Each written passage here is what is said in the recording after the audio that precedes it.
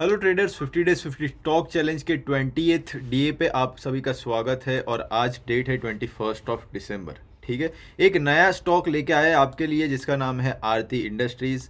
बहुत सारे लोग बोल रहे हैं कि भाई इतने गिरते हुए मार्केट में बोल सकते हो कि स्टॉक्स में अपॉर्चुनिटी बनाने का क्या ही फ़ायदा। ठीक है, बट एक चीज़ होती है ना कि भाई जो स्टॉक्स या फिर बोल सकते हो कि एक चीज़ हम बोलते हैं, मोहित सर ऑलवेज बोलते हैं कि भाई कोई भी चीज़ जो गिर रही है या फिर जो भी नीचे है, ठीक है, आदमी हो या stock, end of the day जाना तो ऊपर ही है। और जो भी बोल सकते हो कि दिसंबर में आपको एक चीज़ देखने को ऑलवेज मिलती है कि भाई एफ आई डी एज अपनी पोजिशन लाइट करते हैं, राइट।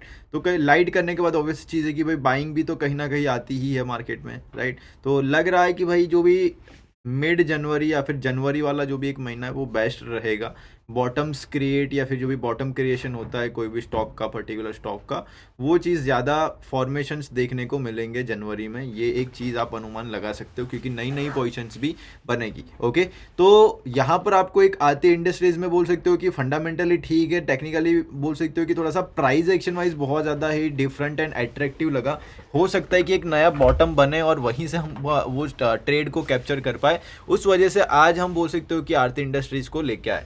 जैसे कि आप देख सकते हो कि मार्केट में सेलिंग प्रेशर तो है ही, सेलिंग प्रेशर की वजह से बोल सकते हो कि स्टॉक नीचे करेक्ट हो रहे। ओके, बट ऐसे करेक्टेड मार्केट में भी कोई स्टॉक ऐसा आप बोल सकते हो कैप्चर नहीं कर सकते जो डिमांड जोन के आसपास आ रहा हो और पर्टिकुलर सपोर्ट जोन पे आ रहा हो जो आपको एक एडवांस एंट्री दे पाए, राइट। तो वही प्राइस एक्शन पैटर्न यहाँ पर हमें देखने को मिल रहा है आरटी इंडस्ट्रीज में कि भाई भले चलो गिर रहा है बट नीचे की साइड आप देखोगे कहीं ना कहीं जो कंसोलिडेशन था या फिर कहीं ना कहीं एक रिट्रेसमेंट के बाद जो भी high rise high loss formation होना स्टार्ट हुआ था और जो ऑल टाइम हाइज लगना स्टार्ट हुए थे, तो वो एरिया है ये बॉटम। ठीक है, दैट इज 386 एंड जो भी बाइंग फास्ट आई थी दैट इज नियर 330। ओके, तो ये जो दो एरियाज है वो हमें बहुत ज़्यादा अट्रैक्टिव लग रहे हैं आरती इंडस्ट्रीज में बाइंग करने के लिए। ठीक है, सो बेसिकली देखो यहाँ पर ऐसा नहीं है कि भाई बाइंग करे तो करे कहाँ, कंफ्यूज होकर बैठे रहो। आपको करना सिंपल सी चीज़ है कि सपोज आप 100 स्टॉक लेना चाहते हो आरती इंडस्ट्रीज में, तो 50 यानी कि 50% पोजीशंस आप यहाँ पर बनाओगे 386 पे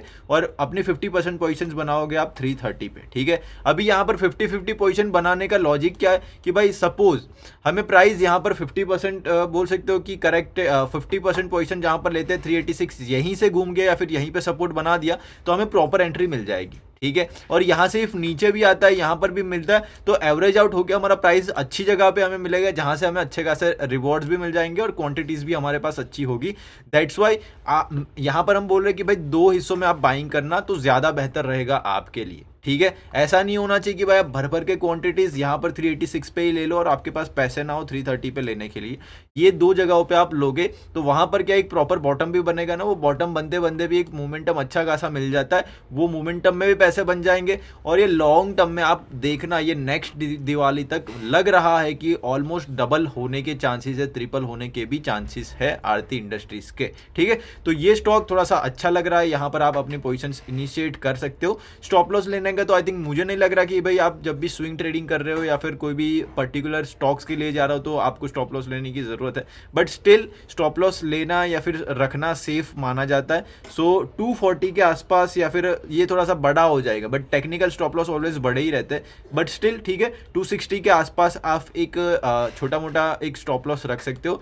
260 के आसपास आपका स्टॉप लॉस रहेगा, ये एक एरिया निकल जाता है तो फिर आप पोजीशन थोड़ी सी लाइट कर सकते हो। बाकी मैं तो बोलूँ नीचे आए तो एवरेजिंग अपॉर्चुनिटी की तरह ही देखना चाहिए स्टॉक को, क्योंकि ये ऊपर आए ना तो जो एवरेज किया हुआ पैसा फिर बहुत बढ़िया मिलता है आपको, राइट।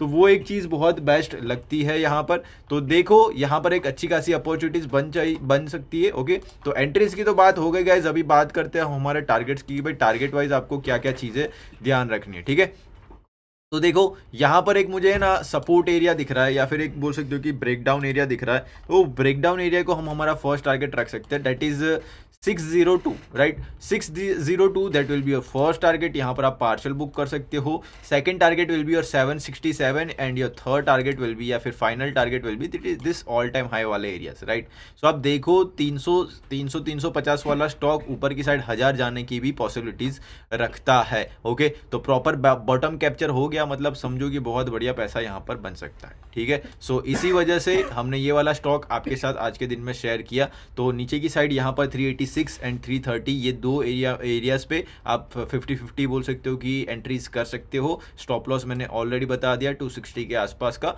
और ये 3 है टारगेट एरियाज। ठीक है, लॉन्ग टर्म स्विंग ट्रेड रहेगा, क्योंकि बेस्ट अपॉर्चुनिटीज आप बोल सकते हो कि बॉटम पे पकड़ने में ही मजा आता है, कि जो भी स्विंग ट्रेड्स होते हैं या फिर लॉन्ग टर्म ट्रेड्स होते हैं जहां पर अच्छे रिटर्न्स मिल सके, वहां पर ही मजा आता है, राइट। तो ये एक अच्छी अपॉर्चुनिटी लग रही है बॉटम से बोल सकते हो कि पकड़ने के लिए, तो यहाँ पर आप अपनी पोजिशंस बना सकते हो। दूसरी चीज़ फंडामेंटल्स की थोड़ी बहुत बात कर रहे हैं कि भाई फंडामेंटल्स में एक चीज़ क्या देखने को मिल रही है कि भाई 14,640 करोड़ की कंपनी है, ओके डिविडेंड्स देती है, कुछ खास है नहीं, बुक वैल्यू इसका 150 के आसपास का है। लास्ट 5 साल के पी की बात करें तो पी 63 के आसपास चल रहा था, जो कूल डाउन होकर ऑलमोस्ट आधा हो चुका है, यानी कि इसका पी अच्छे खासे मल्टीपल्स पर अभी ट्रेड कर रहा है। कंपनी बोल सकते हो कि प्रोज में कुछ खास है नहीं, 2.69 टाइम्स बुक वैल्यू पे ये ट्रेड कर रहा है। प्रमोटर होल्डिंग थोड़ी सी डिक्रीज हुई है, ठीक है, तो ये तो क्वाइट नेग्लिजिबल है, चलेगा, कोई दिक्कत नहीं है। Company has delivered a proved sales growth of 8.86 over last 5 years, ठीक है, और उसका एक बोल सकते हो कि नतीजा हमें थोड़ा सा जो भी हमें बोल सकते हो कि करेक्शन ऑलरेडी जो मिल चुका है उसमें ऑलरेडी हमें देखने को मिला ही है, ठीक है। टैक्स रेट सिम्स लो, कोई दिक्कत नहीं है। जो भी कैपिटलाइजिंग इंटरेस्ट कॉस्ट वो कर रही है कंपनी, एंड थोड़ा सा कम डिविडेंड देती है ऐसा बोल रहे, बट डिविडेंड तो डिविडेंड ही होता है भाई। इफ हमें स्टॉक्स में ही बोल सकते हो कि जो भी इन्वेस्टमेंट में अच्छा पैसा मिल जाए तो डिविडेंड, तो वो चीज़ थोड़ा सा इग्नोर हम कर सकते हैं, कोई दिक्कत नहीं है, ठीक है। तो फंडामेंटली ओके कंपनी है, ठीक ठाक कंपनी है। ये स्टॉक देने का एक बोल सकते हो कि रीज़न ये भी है कि भाई जितने भी पीयर कंपनीज है, ठीक है, वो पीयर कंपनीज से बहुत ज़्यादा ही कम वैल्यूएशंस पे या फिर अच्छे वैल्यूएशंस पे अभी ये ट्रेड कर रहा है, और इसके बोल सकते हो कि ग्रोथ फैक्टर थोड़ा सा ज़्यादा बोल सकते हो कि है, चांसेस है, लग रहा है कि भाई ये अच्छा खासा मूव हो सकता है, ठीक है। किसी का पेड प्रमोशन नहीं है, पहली चीज़ तो ये हमारी जो भी सीरीज चल रही है उसमें ही जो चीज़ें हमें दिखती है वही हम बोलते हैं, ठीक है, सिंपल एज दैट। तो ठीक ठाक लग रहा है, पीयर कंपनीज के कंपेरिजन में इसके पी मल्टीपल्स बहुत बढ़िया लग रहे हैं। साथ में प्रॉफिट लॉस की बात कर ले, प्रॉफिट बोलने जाए तो कंपनी का अच्छा खासा बोल सकते हो कि 2020 और ये था 21 तक अच्छा खासा बोल सकते हो कि ग्रोइंग था, 22 और उसके बाद बोल सकते हो कि थोड़ा बहुत फ्लैट होता हुआ दिखा, ठीक है। तो लास्ट 3 साल का जो भी एक प्रॉफिट है ऑलमोस्ट फ्लैट है, but end of the day company profitable है, ये ज़्यादा मैटर करता है, ठीक है। क्योंकि आपको एक चीज़ क्या है कि भाई जब भी आप पर्टिकुलर कोई बिजनेस लेके बैठते हो तो ज़रूरी नहीं कि हर बार वो आपको अच्छा खासा, सपोज आपने एक महीने में लाख रुपए कमाए तो ज़रूरी नहीं कि दूसरे महीने आप 2 लाख कमाओ। कोई बार आपका बोल सकते हो कि महीना अच्छा भी नहीं जाता, या फिर कोई बार बिजनेस में होता है भाई, अप्स एंड डाउन चलते रहते हैं, लाइफ है, ठीक है। तो यहाँ पर थोड़ा बहुत फ्लैट आपको लास्ट 3 ईयर्स से देखने को मिल रहा है, तो कोई दिक्कत नहीं है, ठीक है। कैश फ्लोज की बात करें, कैश फ्लोज कंपनी बोल सकते हो कि अच्छा खासा फ्लैट था लास्ट मार्च में, बट ये वाले बोल सकते हो कि ईयर्स में स्टिल थोड़ा सा इसका बोल सकते हो कि कैश फ्लो नेगेटिव बता रहा। हो सकता है कि कंपनी ने कहीं ना कहीं हो सकता है कि लोन लिया हो, या फिर अपने जो भी बोल सकते हो कि कोई बड़ा प्लांट या फिर कुछ भी चीज़ डालने, इन शॉर्ट ग्रोथ के लिए कंपनी कहीं ना कहीं पैसा यूज़ करती ही है, ठीक है। तो वहाँ पर हो सकता है कि यूज़ हुआ वो पैसा। प्रमोटर होल्डिंग्स की बात करें तो 44% था, यहाँ पर देखो, यहाँ पर थोड़ा सा बोल सकते हो कि उनका एफआई जो भी प्रमोटर्स है उनका 2% डाइल्यूट हुआ है, ओके। डाइल्यूट होके कहाँ पर आया है वो चीज़ थोड़ा सा हम नोटिस करते हैं अभी, 2 मिनट, ओके। डाइल्यूट होके 2% यहाँ से निकल के DIS के पास गया, DIS की पोजीशन से 18%, और ये 12% था इनका, बोल सकते हो कि यहाँ से निकल के 9% हुआ, यानी कि मोटा मोटी जो भी पोजीशन है वो थोड़ी सी ऊपर नीचे हुई है। प्रमोटर का 2% और इनका जो भी 4%, ऐसा करके टोटल 4-5% DIS का होल्डिंग वैसे ही बढ़ा हुआ है, ठीक है। तो जो पैसा यहाँ से निकला वो DIS है, स्टिल FI और DIS को मिला के 25% से ज़्यादा है, तो ये एक अच्छा साइन माना जाता है, ठीक है। तो FI DIS को साथ साथ में प्रमोटर्स अच्छे खासे बोल सकते हो कि यहाँ पर है।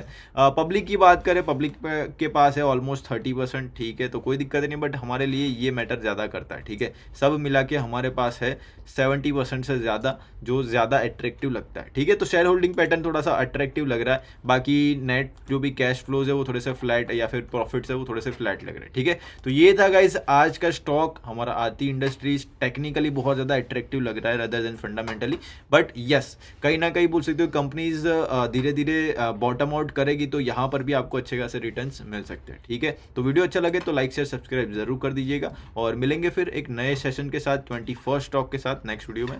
तब तक के लिए बाय, टेक केयर।